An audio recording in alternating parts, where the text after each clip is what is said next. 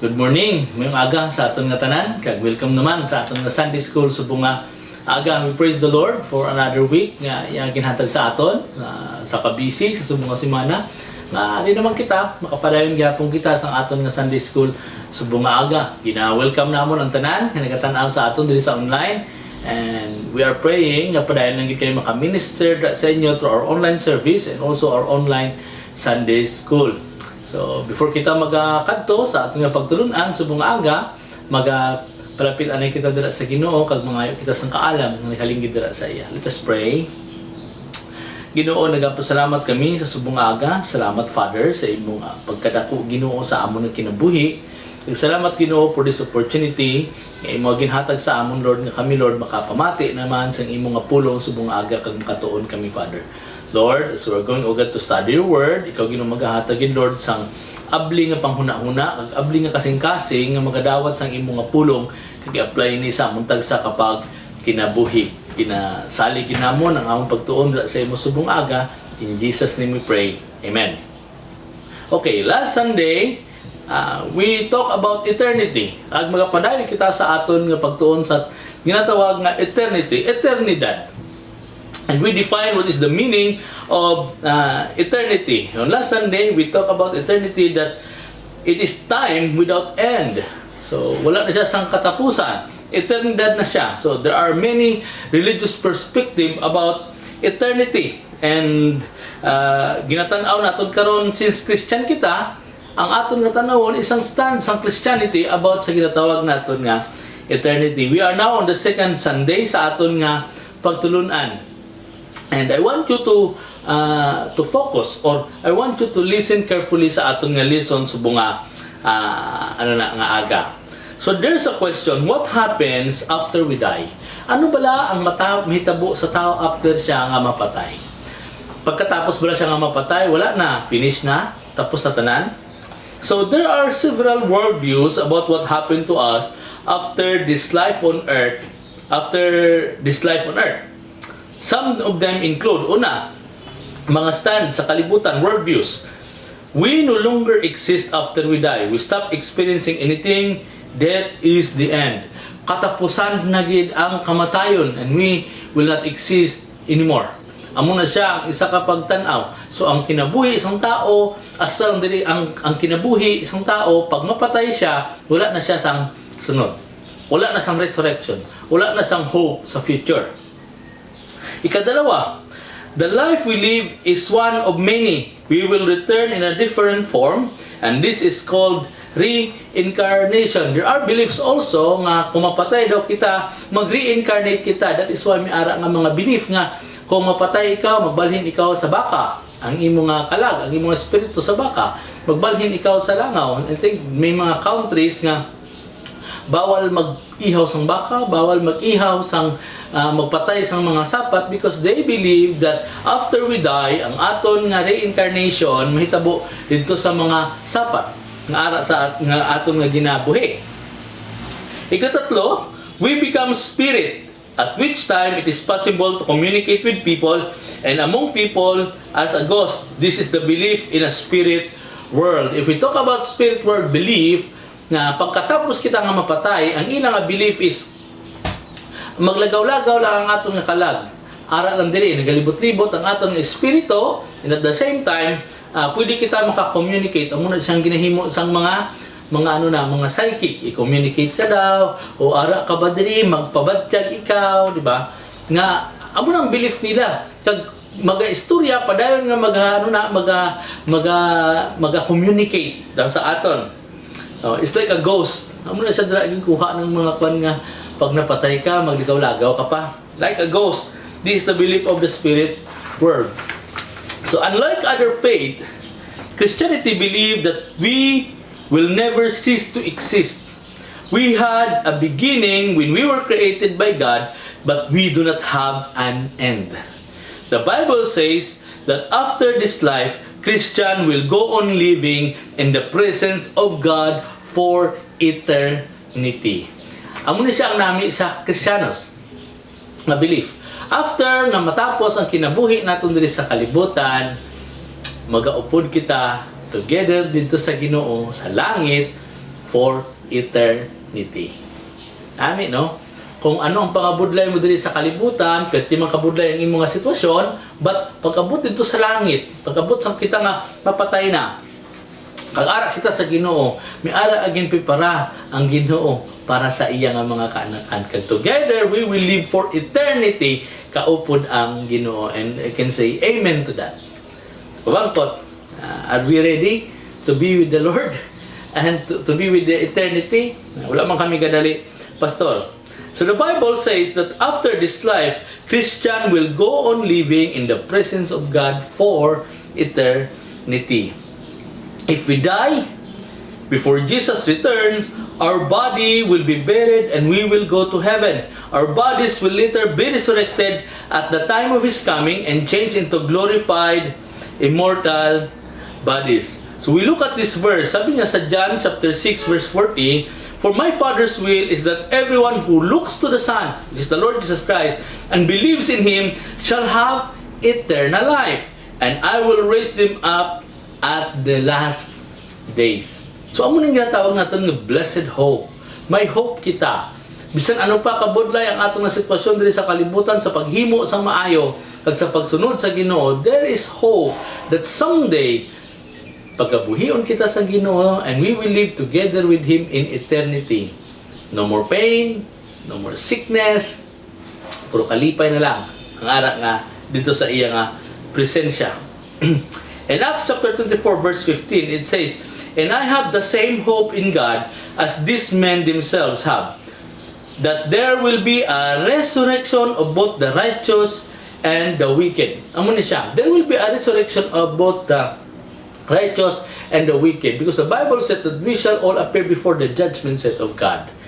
Pati atong mga nagkalamatay nga wala kay Kristo, they will be resurrected and they will be eternally condemned also dito sa may impyerno.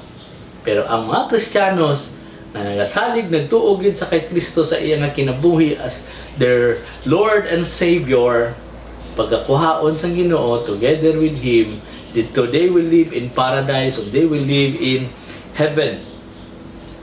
And 2 Corinthians chapter 5 verse 10, "For we must all appear the judgment seat of Christ, so that each of us may receive what is due for the things done while in the body, whether good or bad." Amo na siya ang ginatawag naton nga justice.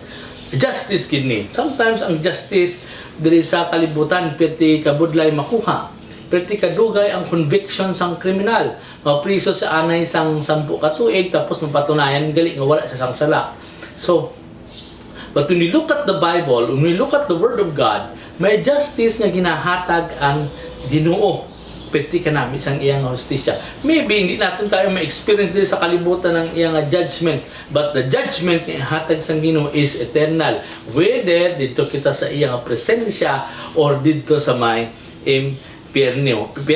Because we must all appear before the judgment seat of Christ, so that each of us may receive what is due us. Ano ang nararapat sa aton? For the things done while in the body, whether good or bad. Because there is this reality of what we call hell. Ang tao, abi, din sa kalibutan, magpagusto lang siya sang iyang kinabuhi, magpagusto sa pagpakasala, and they have this thinking na pagkatapos nga natapos ang ilang kinabuhi din sa kalibutan, mapalangit gihapon sila.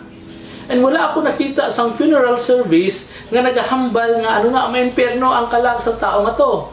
Bisan ano pa kalain sang iya nga nabuhat sa kalibutan, pag-abot sa mga funeral service, they assume nga tanan nga napatay makadto sa langit. Well, ang Ginoo lang man ang nakabalo sina. Wala man ta karapatan nga mag-judge. But let us consider also the reality of hell. Miara gid nga ano na nga impyerno. That is why tingala gani ako kuha na lang ako isa, napatay siya ang iyang kinabuhi diri sa kalibutan, pertigid kakalain pero wala man ta kabalo at the last days ang iyang kinabuhi kung nagbago siya. But as much as we observe or nakita naton, pertigid siya kabatinggilan diri sa kalibutan. But pagkatapos nga napatay siya, nakabutang pagid dito sa iyang I have fought a good fight. I have finished the race. May napatay nga hubog, may napatay nga nagdag-drugs. Tapos nakabutang, I have fought a good fight. I have finished the race. Again, wala kita karapatan nga manghusga. But the Bible, the Word of God, keeps on reminding us to live a holy life if we want to go to heaven for eternity. Amo na siya. And that is the standard of God. Hindi nga magpagusto ka lang din sa kalibutan and you expect someday you will go to heaven. Di ba? E pag gusto ka lang din sa pagpakasala sa kalibutan, kag wala nimo gindawat si Jesus Christ sa imong kasing-kasing. Tapos ga-expect ka nga makadto ka sa langit. No. The Bible is very clear. The grace of God is sufficient para sa tanan. Nagkabalo ako sa tanan nga nagapamati subong. Ano ka man kamalain. Kung gindawat nimo si Jesus Christ sa imong kinabuhi kag nagbago ikaw, nagkaroon sang regeneration, justification, and you are now in the process of sanctification, though you are not perfect, God is preparing eternity for you with Him dito sa langit. Kung ikaw wala pa ka nagbag-o, hangtod karon, nagapatig-a ka gyapon sang ulo nimo, ambot sa imo, ambot gid. God now is offering you a chance. His grace, hasta nga buhi pa kita. That is why, habang may buhay, may pag-asa. God wants you to be with Him in paradise, in heaven. Gusto sang Ginoo nga kaupod niya ka dito. Pero hindi niya kapagpiliton because we have what we call the freedom of the will. So sabi niya sa Revelation chapter 20 verse 15, anyone whose name was not found written in the book of life was thrown into the lake of fire. And this is very true. Kung wala ang imo nga pangalan dito sa listahan sang kinabuhi, book of life, wala gid sang ano na siya. Wala gid sang wala gid, hindi ikaw makadto dito sa ano na sa langit. So nagapasalamat kita sa Ginoo sa sina nga assurance. Nagapasalamat kita because we know that God is just. Ang Ginoo maayo gid sa aton nga kinabuhi. That is why gusto niya kita, we will spend eternity dito sa kaupod siya. Anyone, the Bible promised us that Jesus will return and we will be resurrected. We will be given new immortal bodies. And Jesus Himself will judge where each person will spend eternity. Our eternal placement is not decided by how much good we did on earth, but by our standing before God. Hindi ni siya sang pamaayo-maayo lang. Kaya pwede ka man maging maayo, pero wala ka sang Kristo sa iyong mga kinabuhi. But it is by our standing before the God. Ano bala ang aton nga stand dira sa Ginoo? Dapat bala naton siya as our Lord and Savior? Have our sins been forgiven or not?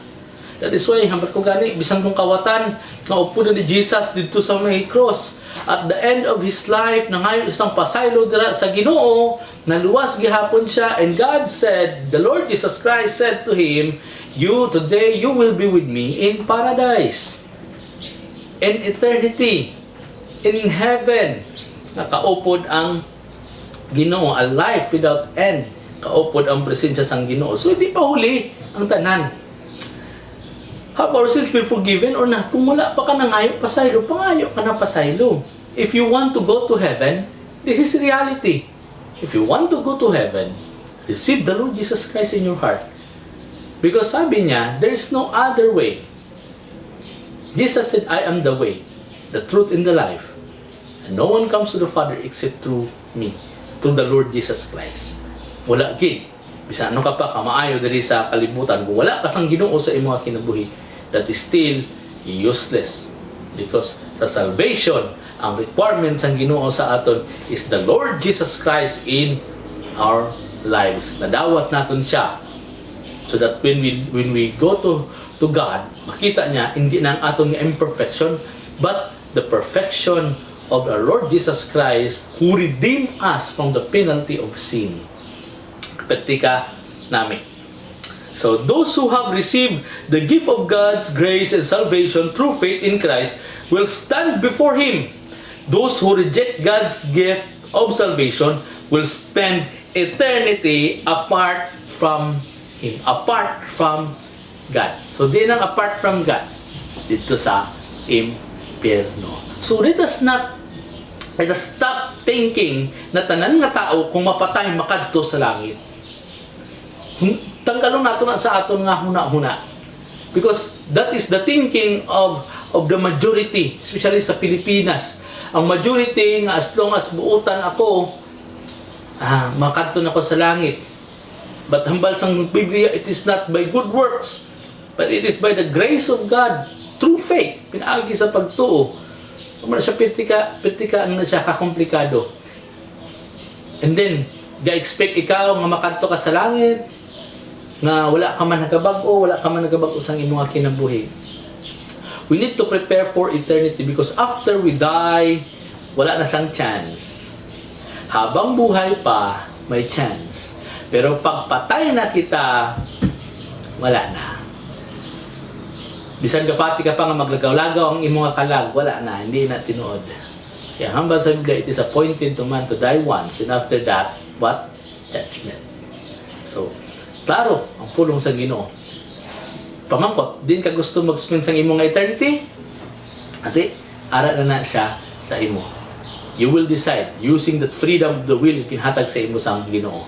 We are just here to remind you and to encourage you to entrust your life into the Lord Jesus Christ.